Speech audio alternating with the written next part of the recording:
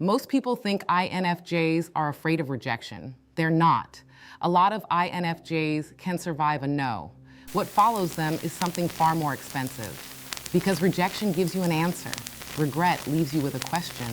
And for a mind that naturally searches for patterns, a question can echo for years. What if I had said it? What if the life I wanted was on the other side of one uncomfortable moment? If you identify with INFJ, you may have discovered something strange. Sometimes the pain you carry is not from what happened. It is from what never happened at all. A version of your life you can almost see but can no longer touch. A conversation you rehearsed and still never had. That is why INFJs don't fear rejection nearly as much as they fear regret. Let's fix that before it quietly becomes your personality. Before we go deeper, a quick note.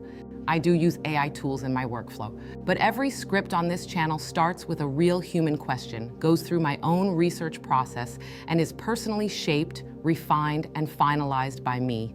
AI helps me organize. Good to see you, Audrey. Good to see you, It does ladies. not replace the thinking. Good. And today's question matters because even if you do not care about personality labels, the psychology underneath this is universal.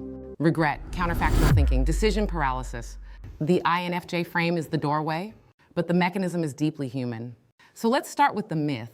People often assume hesitation means fragility, that if an INFJ waits too long, overthinks, or circles a decision for months, it must be because they are afraid of being rejected, afraid of embarrassment, afraid of looking foolish, afraid of hearing no. Sometimes that is part of it. But it is usually not the deepest part. The deeper part is this. Rejection is painful but clear. Regret is painful but unresolved. If you tell someone how you feel and they do not feel the same way, you hurt, but reality has spoken. If you apply and do not get the job, you hurt, but reality has spoken. If you publish the work and people do not respond, you hurt, but reality has spoken. There is something strangely merciful about an answer, even when the answer is disappointing. But regret does not give you an answer. Regret gives you an alternate timeline. It gives you a phantom version of life that never had to face reality. And because it never had to face reality, your mind can keep idealizing it. That is why regret can linger longer than rejection. Rejection bruises the ego, regret recruits the imagination. And when the imagination gets involved, the mind starts building a second life. Maybe if I had said yes, we would still be together. Maybe if I had moved, I would finally feel like myself. Maybe if I had started 5 years ago, I would be free by now. Maybe if I had spoken up, they would have understood me. Maybe if I had walked away sooner, I would have saved years of my life. Notice what is happening there. The pain is no longer just emotional, it becomes narrative. You are not only feeling something, you are living inside a story your mind keeps rewriting. And for people who identify with INFJ, that internal rewriting can become intense because the mind is already tuned toward meaning, patterns, motives, implications, and future consequences. So the hesitation is often not, I can't handle rejection. It is, what if this choice creates the kind of regret I won't be able to put down? That is a very different fear, and it leads to a very different kind of delay. There is also an ego story and a soul story here. The ego story says, I do not want to look stupid. The soul story says, I do not want to build the wrong life. INFJs are often described as private, idealistic, and future-oriented. But what that means emotionally is that choices rarely feel small. A casual yes can feel like a moral commitment. A small no can feel like the closing of an entire chapter. A conversation can feel loaded with symbolic weight before a single word has even been spoken. And because the inner life is so active, many INFJs do not merely evaluate what is happening, they evaluate what the event means. What it reveals, what it predicts, what kind of person it proves someone else to be, what kind of person it proves them to be. That level of meaning making creates depth, empathy, foresight, and insight, but it also makes indecision feel justified. Of course I am taking my time, this matters. Of course I am thinking this through, I can see downstream consequences. Of course I am not rushing, I am being careful. And sometimes that is true. But you can probably hear the trap. The more meaningful the decision feels, the more impossible it can become to make while you are still demanding emotional certainty. So the issue is not that INFJs are weak. In many cases, it is the opposite. They can hold complexity for a very long time. The problem is that holding complexity is not the same thing as resolving it. Here's the part most people miss. The INFJ mind does not just remember what happened, it rehearses what almost happened. Psychologists call this counterfactual thinking. It is the mind's habit of building alternatives to reality. If only I had gone left instead of right. If only I had called. If only I had stayed. If only I had left. If only I had known. These if-only thoughts are not always bad. In healthy doses, they can help people learn. They can expose cause and effect. They can sharpen judgment. They can help you avoid repeating the same mistake. But when they become repetitive, they stop being useful reflection and start becoming emotional recursion. You are no longer learning, you are looping. And if you are someone who already reflects deeply, already scans for subtext, already imagines multiple outcomes, you can get trapped there without even noticing, especially when nothing concrete happened. Because when something happens, there is at least data. When nothing happens, there is only possibility. And possibility is seductive. Possibility lets hope and grief live in the same room. It lets you think maybe I protected myself while also secretly wondering, or maybe I abandoned my own life. If you have ever written a message, deleted it, rewritten it, put the phone down, and then spent weeks wondering whether that one message could have changed everything, you know exactly what I mean. If you have ever kept telling yourself, I just need a little more clarity, when deep down you were really waiting for the fear to disappear, you know exactly what I mean. If you have ever watched a moment close in real time while still trying to decide whether it was safe to move, you definitely know what I mean. There is a reason repeated regret can hit mental health so hard. When regret becomes repetitive, it is no longer a single feeling passing through you. It becomes a mental environment, a background tab that never closes. You can be at dinner, but part of you is somewhere else. You can be successful, but part of you is still negotiating with a decision from 7 years ago. You can love your current life and still feel a sharp sting when you remember the road you did not take. That does not mean you chose wrong. It means the mind can hold two truths at once. I am grateful, and I still wonder. For an INFJ, that wondering can get wrapped around identity because the question is rarely just, would that have worked? The question becomes, would that have changed me into someone more alive, more honest, more fulfilled, more myself? That is why regret can feel existential. It is not just about the event. It is about the self the event seemed to promise.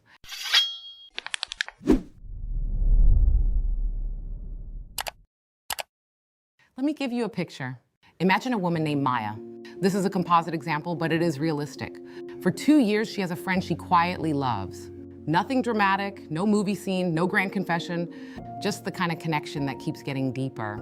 Long conversations, shared humor, the sense that this person actually sees her.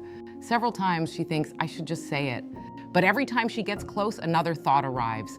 What if I misread this? What if I make it awkward? What if I lose the friendship?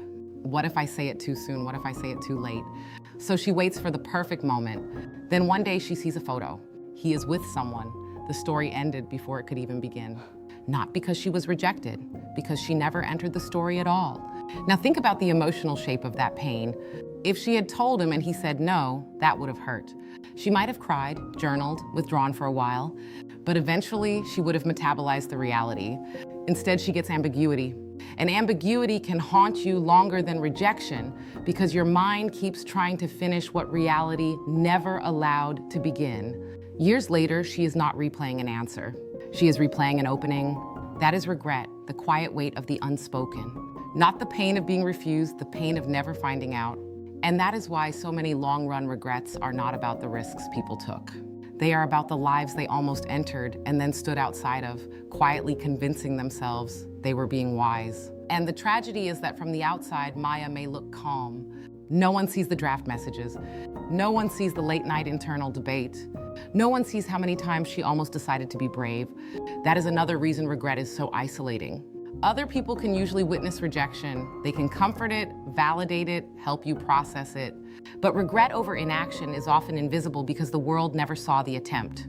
So the person carrying it sometimes feels foolish for hurting over something that technically never happened. But emotionally, it did happen. A whole relationship happened in imagination. A whole future happened in imagination. An entire season of courage and risk and possible connection happened internally. And now the person is grieving something they cannot even fully prove was real. That is not a small thing. That is one reason long-term regrets can feel strangely lonely. Now let's go one layer deeper. Why do INFJs and really many highly reflective people wait so long in the first place? Because the decision is rarely experienced as one decision. It is experienced as 10 futures at once. This is where overthinking becomes something more than anxiety. It becomes simulated living. You are not just deciding whether to text someone back. You are simulating the first date, the possible misunderstanding, the vulnerability hangover, the breakup, the lesson, the lost time, the meaning of it all. You are not just deciding whether to apply for the opportunity. You are simulating relocation, failure, success, pressure, visibility, burnout, identity change, and what the decision will mean about you if it does not work. In other words, the first step starts carrying the emotional weight of the entire future. And once that happens, hesitation makes sense because you are no longer choosing an action. You are trying to choose the correct timeline. But life does not let anyone choose the correct timeline in advance. That is where many people get stuck. They think one more week of thought will produce certainty. One more conversation, one more sign, one more intuitive hit, one more round of analysis. But at a certain point, thinking stops being preparation and becomes a way of delaying vulnerability. And the danger is that delay can feel intelligent. It can even look responsible, when in reality, it may just be fear in a more articulate outfit. Decision researchers have shown something that sounds obvious once you feel it, but is easy to miss while living it. People often postpone choices not because the options are bad, but because the choice itself is conflicted. Sometimes adding options increases deferral instead of reducing it. That means more information does not always create more movement. Sometimes it creates more friction. This matters especially for people whose minds are already highly associative, because extra information does not enter a blank space. It enters a crowded internal system. Each new possibility has to be simulated. Each scenario has to be emotionally priced. Each trade-off has to be morally interpreted. No wonder people feel tired before they have even done anything. The body can experience the stress of the imagined futures before reality has demanded a single real step. So by the time action is required, the person already feels drained. And the drained mind interprets that exhaustion as another signal to wait. This is how overthinking becomes self-confirming. The more you simulate, the less energy you have. The less energy you have, the riskier action feels. The riskier action feels, the more you simulate. And this is where regret becomes brutal. Because the same mind that helped you anticipate consequences now becomes the mind that can torture you with consequences you never tested. Let's take a quick pause here. If this conversation feels a little too familiar, let me know in the comments which hurts more for you. A rejection you actually received, or an opportunity you never took. Also, if you want deeper conversations like this away from the chaos of the feed, join the off-algorithm community through the link in the description. And after you finish this video, go watch my previous one, INFJs don't distrust people, they distrust kindness. These ideas connect more than they first appear.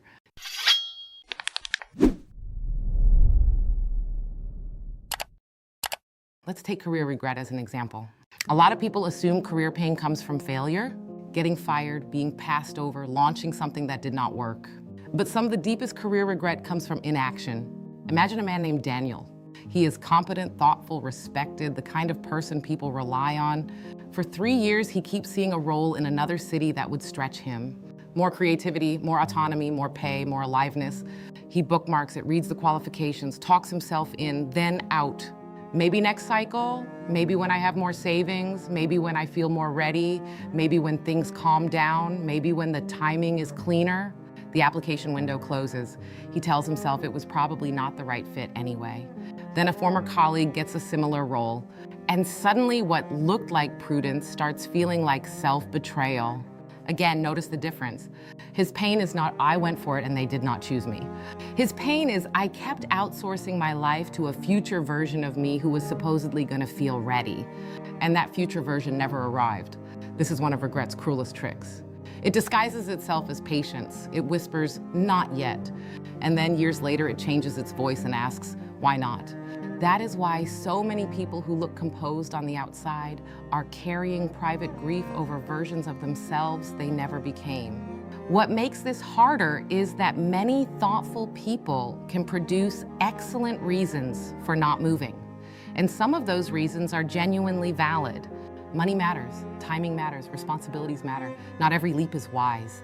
But when regret becomes a pattern, it is worth asking whether prudence is always the real driver.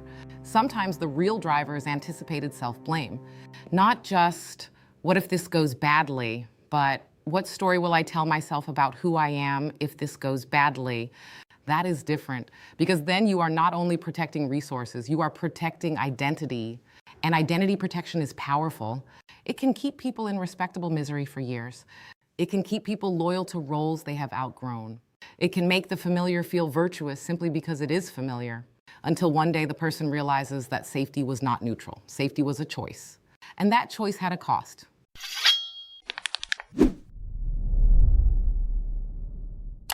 There is another layer here that matters. The search for the best choice can actually make action harder. Classic decision research has shown that when people face conflict between meaningful options, they often defer the decision rather than choose. More options can increase conflict instead of reducing it. In other words, freedom does not always feel like freedom. Sometimes it feels like cognitive overload. That matters because many INFJs do not merely make choices.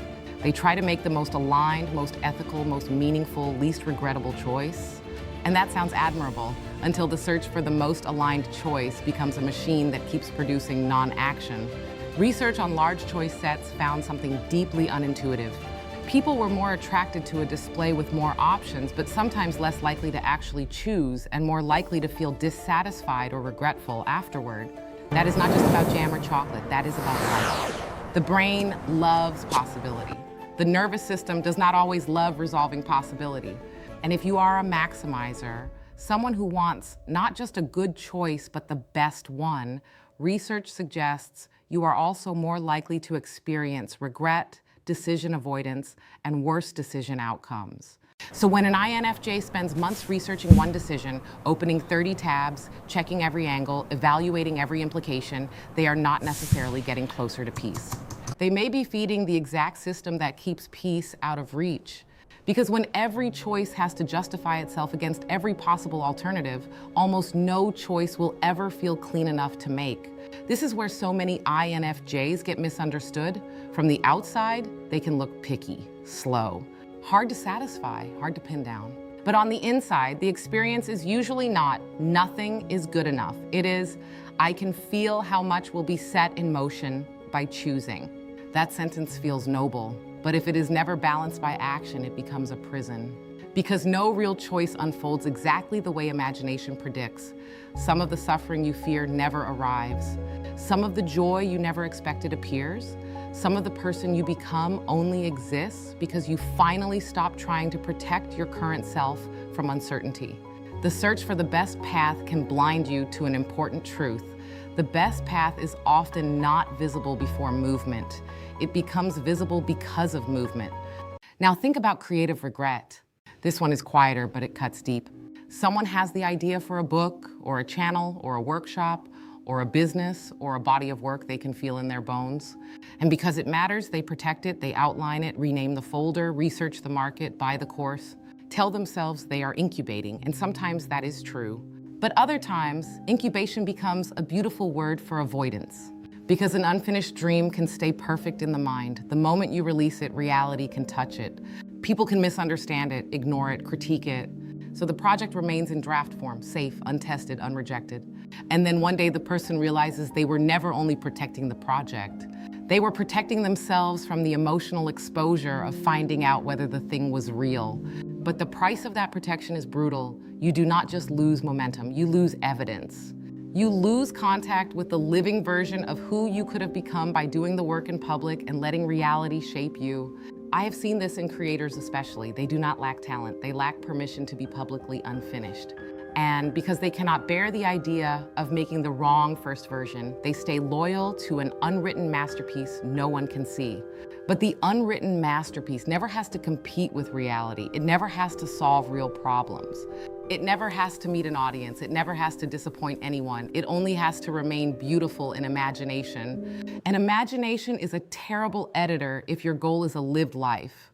It can preserve dignity while quietly stealing years.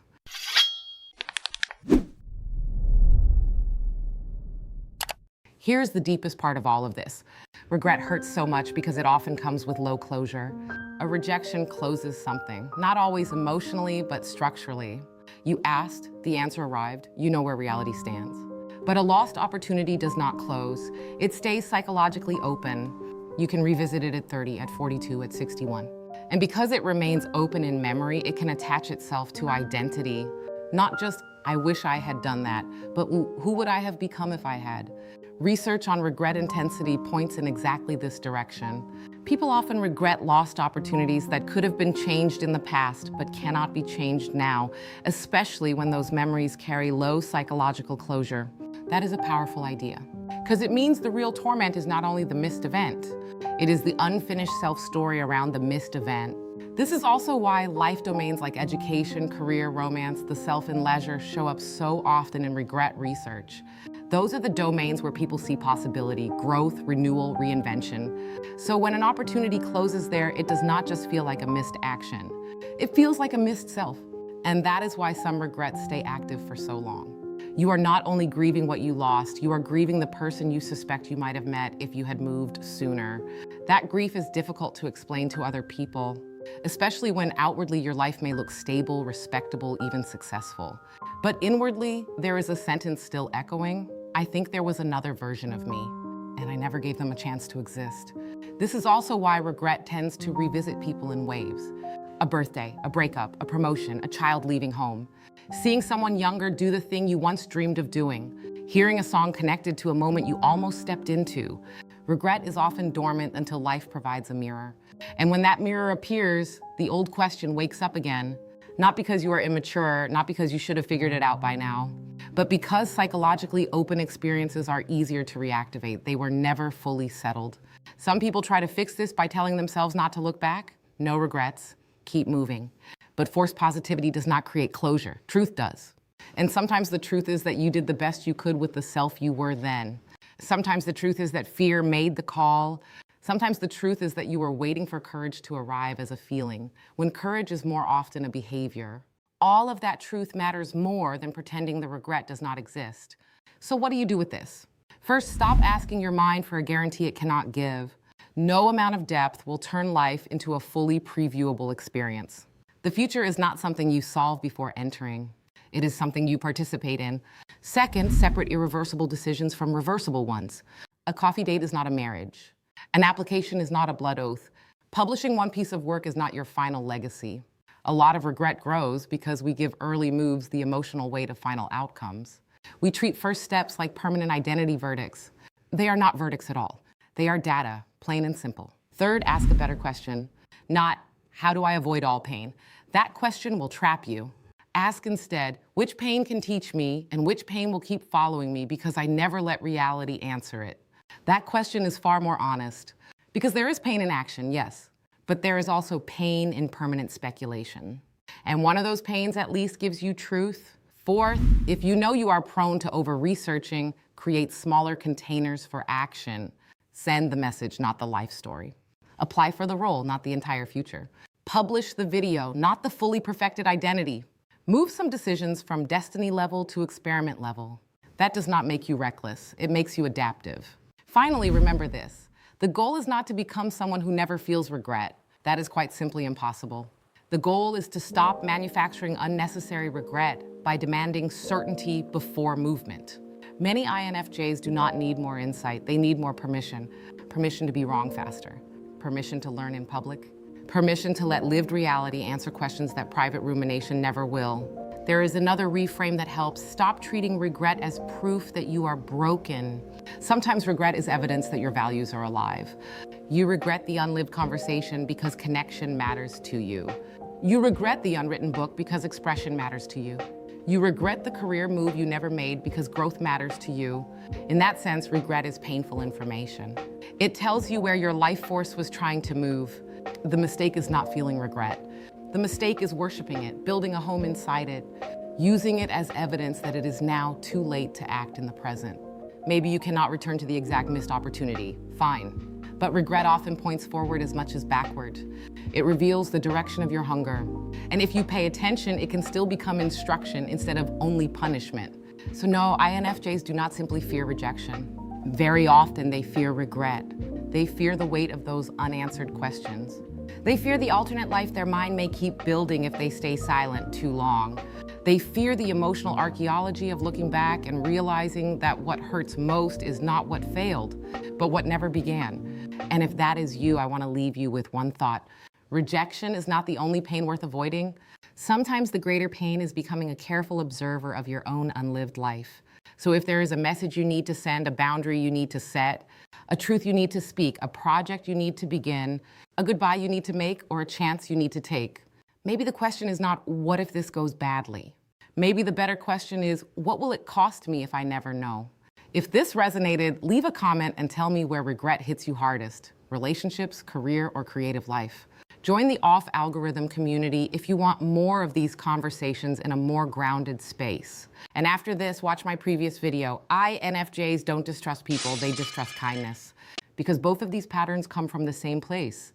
A mind that sees a lot, feels a lot, and tries very hard to protect itself from pain. Sometimes so hard that it accidentally protects itself from life. You do not need a life with zero rejection. You do not need a life with zero regret. You need a life with fewer unlived truths. A life where reality gets a chance to answer some of the questions your mind keeps carrying. A life where you stop asking imagination to make all the decisions in advance. A life where your depth does not only help you analyze meaning, but also inhabit it. That is the invitation I want to leave you with today. Not recklessness, not impulsiveness. Participation, that is the final key. I'll see you in the next one.